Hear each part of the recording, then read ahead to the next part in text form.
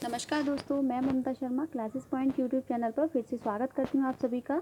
दोस्तों, आज की इस वीडियो में हम पढ़ने वाले हैं कक्षा 10 की हिंदी पाठ्य पुस्तक क्षितिज भाग 2 से काव्य खंड का पाठ नंबर 2, राम लक्ष्मण परशुराम संवाद, जिसके रचयिता हैं तुलसीदास जी।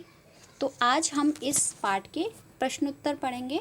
तो आज यहाँ पे जो NCERT वाले प्रश्न उत्तर हैं वो आज कराऊंगी इस वीडियो में मैं। इससे जो अगली वीडियो में आएगी उसमें मैं आपके जो इम्पोर्टेंट क्वेश्चन हैं वो मैं कराऊंगी। तो ये वीडियो पार्ट 1 के नाम से कर रही हूँ मैं, और जो अगली वीडियो यानी जो इम्पोर्टेंट क्वेश्चन आएंगे वो पार्ट 2 के नाम से करूँगी।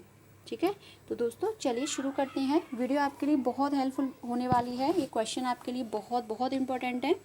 तो वीडियो को दोस्तों प्लीज़ लाइक ज़रूर कर कीजिए, और अगर आप चैनल पर नए हैं, आपने अभी तक चैनल को सब्सक्राइब नहीं किया है, तो प्लीज़ दोस्तों चैनल को सब्सक्राइब कर लीजिए और बेल आइकन प्रेस कर लीजिए। तो चलिए देखते हैं अपना प्रश्न नंबर 1। परशुराम के क्रोध करने पर लक्ष्मण ने धनुष के टूट जाने के कौन कौन से तर्क दिए। यानी जब धनुष टूट गया तो परशुराम जी जब क्रोध कर रहे हैं तो उन्होंने कौन कौन से तर्क दिए थे कि ये धनुष क्यों टूट गया। लिखेंगे इसका उत्तर। परशुराम के क्रोध करने पर लक्ष्मण ने धनुष के टूट जाने पर निम्नलिखित तर्क दिए। पहला, बचपन में हमने न जाने कितने धनुष तोड़े, किंतु किसी ने कभी क्रोध नहीं किया। इस धनुष से आपको विशेष लगाव क्यों है। दूसरा तर्क दिया, हमें यह असाधारण शिव धनुष साधारण धनुष की भांति ही लगा। तीसरा, श्री राम ने इसे तोड़ा नहीं, बस उनके छूने मात्र से धनुष स्वतः ही टूट गया। इस धनुष को तोड़ते हुए उन्होंने किसी के लाभ व हानि के विषय में नहीं सोचा था। पांचवा है, इस धनुष को तोड़ने में श्री राम का कोई दोष नहीं है। इस तरीके के तर्क लक्ष्मण जी ने परशुराम जी को दिए। दूसरा देखेंगे प्रश्न नंबर 2। परशुराम के क्रोध करने पर राम और लक्ष्मण की जो प्रतिक्रियाएं हुई उनके आधार पर दोनों के स्वभाव की विशेषताएं अपने शब्दों में लिखिए। यानी जब परशुराम ने क्रोध किया, परशुराम भगवान ने जब क्रोध किया था, तो उन दोनों की जो प्रतिक्रियाएं हुई थी, किन दोनों की, राम और लक्ष्मण की जो प्रतिक्रियाएं हुई थी, उनके आधार पर उनके स्वभाव का वर्णन करना है। तो देखेंगे, राम विनम्र मृदुभाषी एवं शांत स्वभाव वाले हैं। ऋषि मुनियों एवं गुरुजनों के प्रति उनके मन में श्रद्धा भाव है। परशुराम के क्रोध व्यक्त करने पर भी वे शांत रहते हैं तथा विनम्रता से कहते हैं कि शिव धनुष को तोड़ने वाला आपका ही कोई सेवक होगा। लक्ष्मण इसके बिल्कुल विपरीत स्वभाव वाले हैं। लक्ष्मण क्रोधी एवं उग्र स्वभाव वाले हैं। लक्ष्मण व्यंग्यपूर्ण वचनों का सहारा लेकर अपनी बात परशुराम जी के समक्ष रखते हैं। वे इस बात की परवाह नहीं करते कि उनकी बातों से परशुराम और अधिक क्रोधित हो जाएंगे। राम विनम्र मृदुभाषी धैर्यवान व बुद्धिमान है, वहीं दूसरी ओर लक्ष्मण निडर साहसी वाचाल और क्रोधी स्वभाव वाले हैं। तीसरा देखेंगे, तीसरा प्रश्न ध्यान दीजिएगा। यहाँ पे मैं NCERT वाली जो आपकी अभी पाठ्य पुस्तक में है सिर्फ वही करा रही हूँ इस वीडियो में। जो अगली वीडियो आएगी उसमें आपके इम्पोर्टेंट क्वेश्चन होंगे। ठीक है। तीसरा है, लक्ष्मण और परशुराम के संवाद का जो अंश आपको सबसे अच्छा लगा उसे अपने शब्दों में संवाद शैली में लिखिए। यानी इस चैप्टर में आपको कौन सा ऐसा पार्ट है जो सबसे अच्छा लगा। देखिए, सबसे अच्छा आप सभी को लगेगा ये पार्ट, और आप वही लिखना चाहेंगे। कौन सा है देखें। लक्ष्मण, हे मुनि,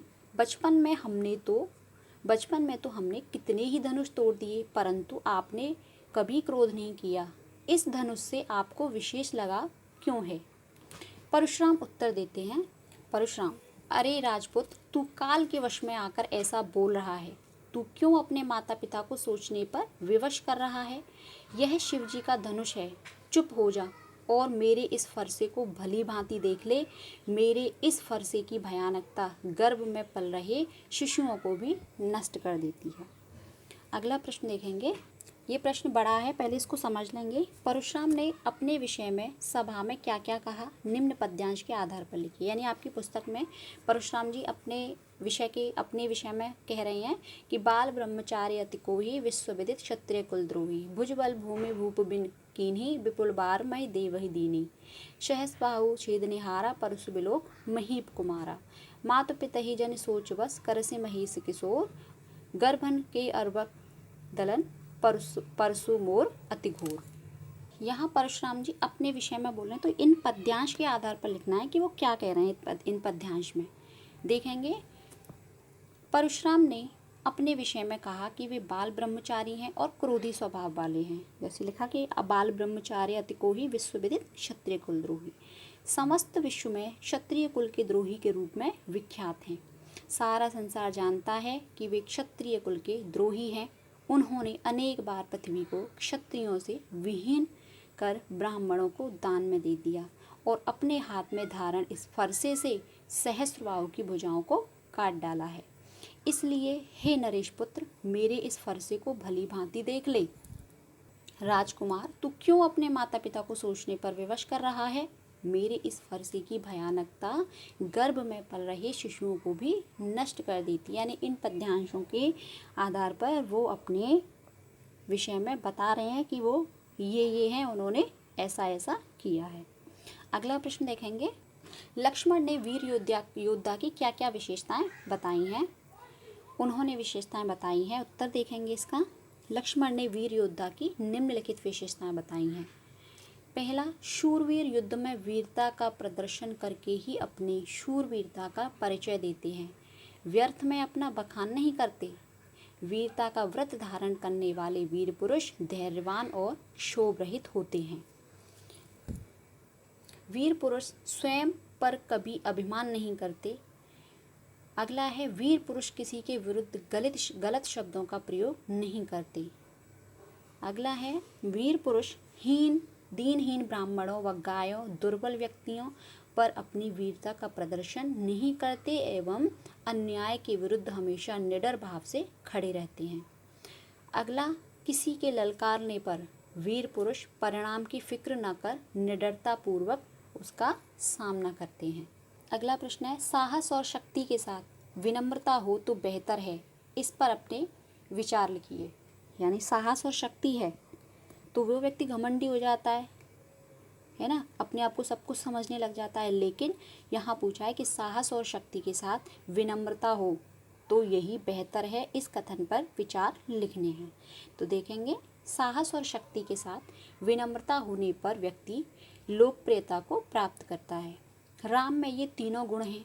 शक्तिशाली एवं समर्थ होते हुए भी वे परशुराम के सामने विनम्रता प्रदर्शित करते हैं, इसलिए सभी लोग उनकी प्रशंसा करते हैं। यहाँ तक कि परशुराम भी उनके व्यवहार से प्रभावित हैं।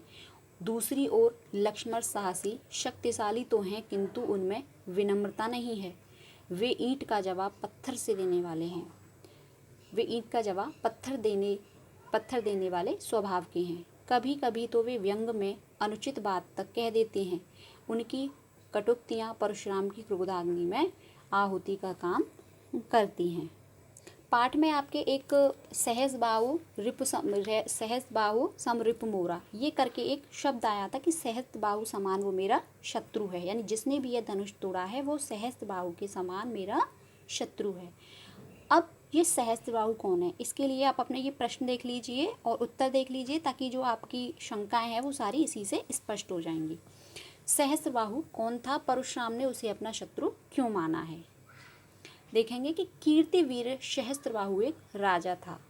सहस्त्रबाहु कौन था? एक राजा था। उसने परशुराम के